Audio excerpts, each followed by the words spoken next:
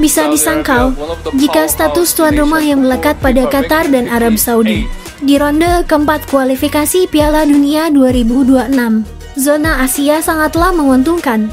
Apalagi Arab Saudi yang dipastikan akan kembali menjadi lawan bagi timnas Indonesia di babak selanjutnya.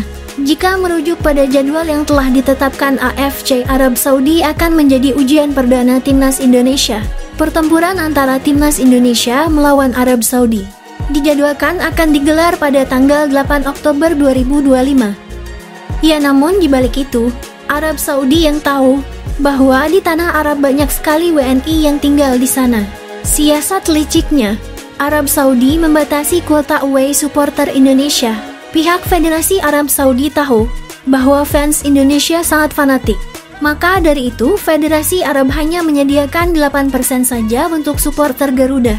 Menurut kabar yang bocor, kabarnya Federasi Arab Saudi akan memangkas lagi kuota tersebut.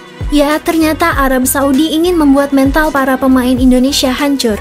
Arab Saudi ingin supporternya memenuhi stadion kandang mereka. Ya, daripada pusing memikirkan siasat licik Federasi Arab, mending kita bahas seberapa besar skuad Garuda bakal mengalahkan Arab Saudi dan Irak.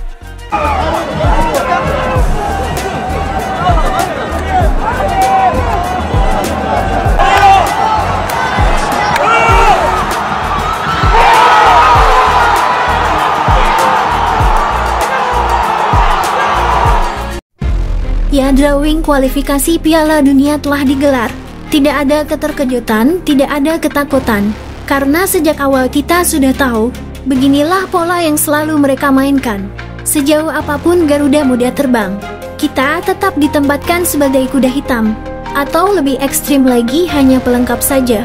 Kini dua raksasa Asia, timnas Irak dan Arab Saudi berdiri di hadapan kita. Dua tembok kokoh yang sengaja dipasang untuk menguji nyali dan tekad timnas Indonesia. Tetapi tenang, kita tak bicara omong kosong, tak muluk-muluk. Satu kemenangan besar dan satu hasil imbang yang berkelas rasanya sudah cukup untuk menancapkan merah putih di panggung dunia. Inilah saatnya Garuda melebarkan sayap, menerobos langit Asia, dan terbang menuju Piala Dunia 2026.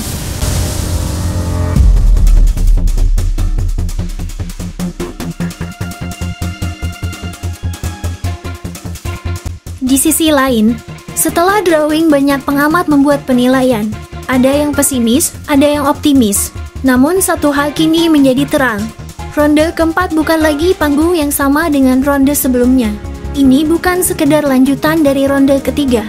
Ini adalah pertarungan yang levelnya naik berkali lipat. Di hadapan kita, dua raksasa berdiri tegak, yaitu timnas Irak dan Arab Saudi. Dua kekuatan Asia yang telah bolak-balik jadi lawan di ronde 2 dan 3. Tapi kali ini beda, jauh lebih berat. Di atas kertas Indonesia bukan siapa-siapa. Timnas Irak terlalu kuat, dan timnas Arab Saudi bahkan lebih menakutkan. Tapi ingat satu hal, kertas bukan lapangan dan prediksi bukan hasil akhir. Karena tim ini adalah tim yang selalu menolak tunduk pada prediksi pengamat. Bahkan saat nama Indonesia disebut oleh sang host drawing, ia tak bisa menyembunyikan nada takjub dalam suaranya.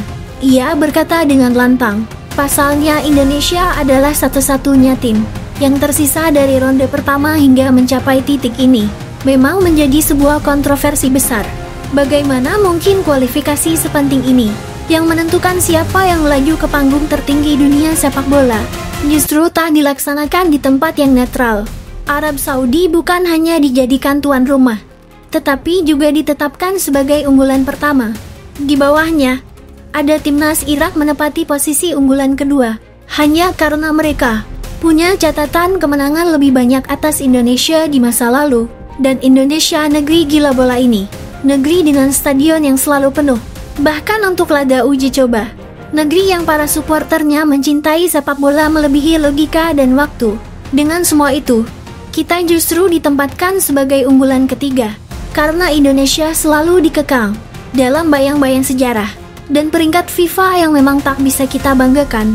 Tapi mereka lupa satu hal, Indonesia bukan tim biasa. Tim ini terlalu sering menampar prediksi dan menembus batas-batas logika. Kita mulai dari kualifikasi Piala Asia, di mana tak ada satupun pengamat internasional menjagokan Indonesia. untuk lolos bahkan untuk sekadar bersaing. Tapi apa yang terjadi?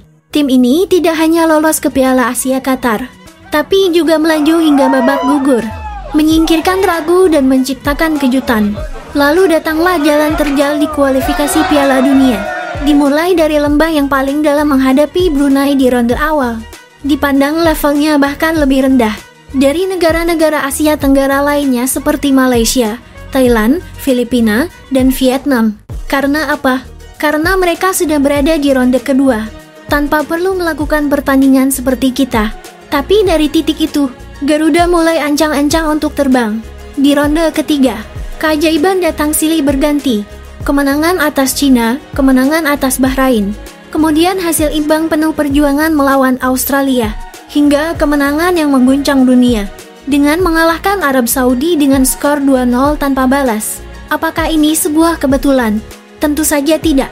Ini adalah peringatan bahwa selama masih ada semangat di dada para pemain, selama masih ada satu suara dari jutaan supporter di tribun dan layar kaca, maka timnas Indonesia akan terus berjalan. Tim ini sungguh menolak tunduk, mereka menolak kalah, dan seperti mengharamkan, jangan sampai timnas Indonesia jadi bulan-bulanan oleh tim lain.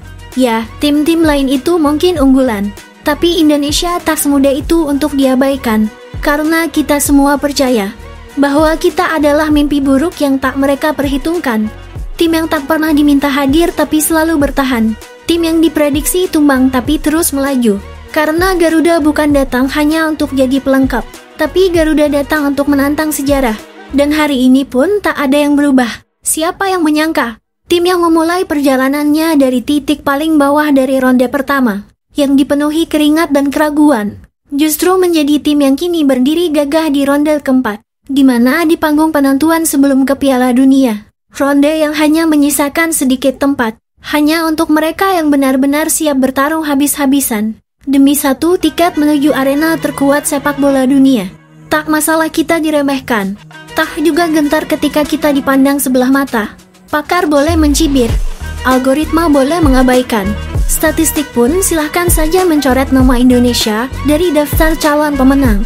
Tapi satu hal yang tak bisa mereka runtuhkan adalah keyakinan, karena tak ada satupun mesin prediksi yang bisa menandingi kekuatan tekad. Tak ada satupun analis yang mampu mengukur semangat juang bangsa ini. Yang percaya Indonesia bisa lolos ke Piala Dunia hanya satu hal, hanya kita sendiri bangsa Indonesia. Dan itu sudah lebih dari cukup untuk menyampaikan sebuah pesan pada dunia. Jika bangsa ini tak lagi main-main mengejar mimpi ke Piala Dunia, maaf, kita ingin supaya mimpi kita di Piala Dunia bisa tercapai. Bahkan ketika hasil drawing ronde keempat diumumkan, tak tampak lagi wajah-wajah tegang. Tak ada lagi ketakutan seperti dulu. Yang ada hanyalah semangat membara dan senyum penuh percaya diri.